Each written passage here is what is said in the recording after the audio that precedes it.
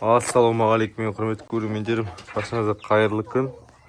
Видео басталмастан бұрын арнамызға жазылып, лайк басып, комментарий қалдырып кетіңіздер. Бүгін тауықтарымыздың, үйректеріміздің жем суларын беріп жатырмыз. Қораның ішін полный тазалап шықтық. Сулары мына жаққа беріп жатырмын. Әдейі лас болса да осы шама лас болсын деп, мына жақтары құрғақ болсын деп. Өйткені мынаны мына жаққа қоятын болсам, үйректер шашып бәрі жерін бәрін бүлдіріп тастайды. Сосын тауықтарға салқын тиеді. Сол себепті суды именно постоянно осы жерге береміз. Сосын ертең алла болса мына жерге бүйтіп ағаш қойып тастаймын. Мына жаққа опилка төселеді, қораның ішіне опилка төселеді.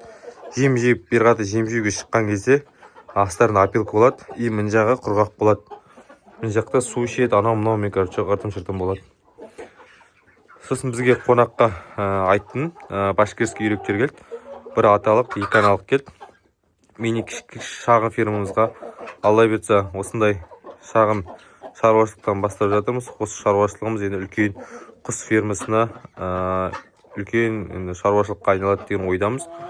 Оның бәріне сіздердің қолдауларыңыз керек болады. Сіздердің жақсы қолдау, лайк басып, арнаға тіркеліп, комментарий жазып, ақыл кеңес айтып отырсаңыздар, бұдан да жақсы нәтиже көрсететін боламыз. Так, енді бізге индоутканың аталығы керек. Осы жерде 3-4 индоутка бар. Енді қалай ойлайсыздар? 2-ге 1 қойайын ба? Үйректер құсап, или 3-ге 1 қойайын ба? 2-ге 1 болатын болса, онда 2 аталық алып келетін болам. Біреуі ақ түрі болады, и біреуі осындай түрі болады, или болмаса қоңырала, или сұр түрін алатын боламыз. Енді оны қазір мен іздеп жатырмын. Енді маған аталықты алғаннан кейін жақсы аталық алу керек. Енді мысалы, қазір мен мынаған пекинский үйрек салатын болсам, аталығын ол кезде уже мұларт пайда болады. Мұларттардың мына көздің қасында қызыл нелер болмайды екен. Таза индоуткілердің көзінде мынандай қызартып тұрған айналасын сондай болады екен. Енді көп сұрап жатыр, менде мына домашний тауықтар алып келген туып жатыр ма деп.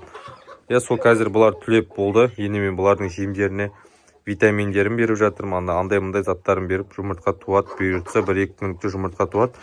Қазір бұлар уже менде қырқылдап бастап жатыр. Мына үйректің бағасын беріңіздер. Осындай башкирский үйректер. Ала берсе, енді пекинский үйрек аламыз, сосын агадил ма, сондай аламыз. Сосын қаз аламыз. Сосын сөйтіп үйректерді көбейтеміз. Қаз бен индоутк үйрек барлығын, олардың барлығын ертең алдағы уақытта бөлек қораға, пар-пармен бөлек қораға саламыз. Және тауықтарға чист отдельно болады. Енді мен алдағы уақытта ойлап отырмын, тауықтарды әр породаға бөлмей, барлығын бірге ұстап, жұмыртқа бағытында ұстайын ба деп отырмын. Өйткені әр породаға бөлетін болсам, ол кезде мен уже көп шығынға ұшырап кетемін.